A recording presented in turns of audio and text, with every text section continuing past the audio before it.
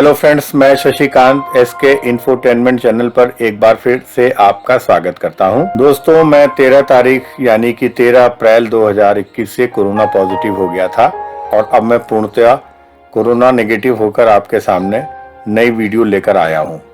तो जैसा कि मैंने अपने पिछले सीरीज में मराठा आरक्षण पर लगातार 2 से 3 वीडियोज आपको दिए, आज एक बहुत बड़ी खबर निकल के आ रही है। सुप्रीम कोर्ट ने मराठा आरक्षण को रद्द कर सुप्रीम कोर्ट ने आरक्षण की सीमा 50% तय करने के 1992 के मंडल फैसले को वृहद पीठ के पास भेजने से इनकार कर दिया।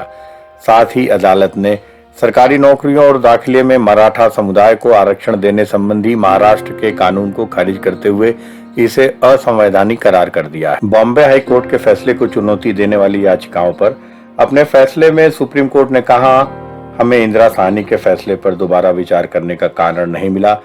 जस्टिस अशोक भूषण की अध्यक्षता में justice L Nageswara Rao, justice S Abdul Nazeer, justice Hemant Gupta और जस्टिस रविंदर भट्ट की 5 न्यायाधीशों की संविधान पीठ ने मामले पर फैसला सुनाया। सुप्रीम कोर्ट के अनुसार मराठा सामुदायिक, शैक्षणिक और सामाजिक रूप से पिछड़े नहीं है, इसलिए उन्हें आरक्षण नहीं दिया जा सकता। कोर्ट ने साथ ही ये भी कहा कि आरक्षण की सीमा 50% से ज्यादा नहीं हो सकती। महाराष्ट्र ने आरक्षण की ये लक्ष्मण रेखा लांघ दी थी। 5 जजों की पीठ ने 4 अलग अलग फैसला दिया, लेकिन सभी ने माना कि मराठा समुदाय को आरक्षण नहीं दिया जा सकता है। आरक्षण सिर्फ पिछड़े वर्ग को दिया जा सकता है, मराठा इस कैटेगरी में नहीं आते। सुप्रीम कोर्ट ने कहा कि जस्टिस गायकवाड़ कमीशन और हाई कोर्ट दोनों ने असाधारण स्थिति में आरक्षण दिए जाने की बात कही है, लेकिन किसी ने नहीं बताया कि मराठा आरक्षण में असाधारण स्थिति क्या है। संविधान पीठ ने मामले में सुनवाई 15 मार्च को शुरू की थी। बॉम्बे हाई कोर्ट ने जून 2019 में कानून को बरकरार रखते हुए कहा था कि 16% आरक्षण उचित नहीं है और रोजगार में आरक्षण 12% से अधिक नहीं होना चाहिए और नामांकन में या 13% से अधिक नहीं होना चाहिए।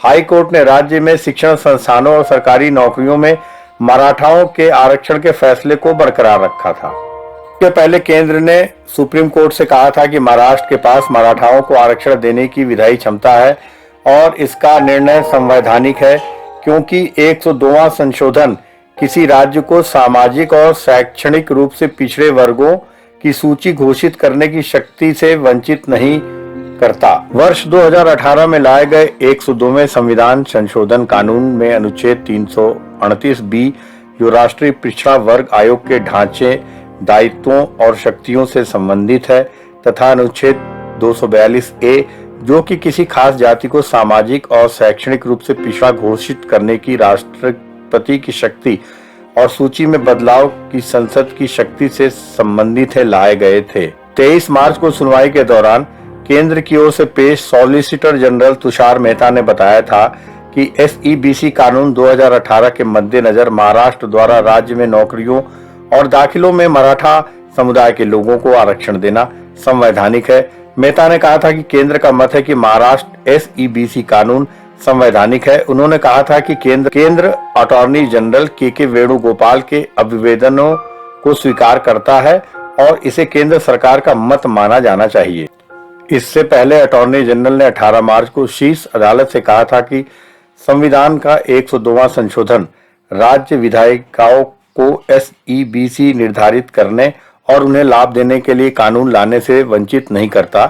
मेहता ने कहा था कि संशोधन के जरिए लाया गया अनुच्छेद 342A राज्यों को SEBC घोषित करने की शक्ति से वंचित नहीं करता है। यदि आपको ये चैनल पसंद आया तो इसे लाइक करें, सब्सक्राइब करें, शेयर करें और अपना ढेर सारा प्यार और आशीर्वाद इस चैनल को दीजिए। आप सभी का बहुत बहुत धन्यवाद।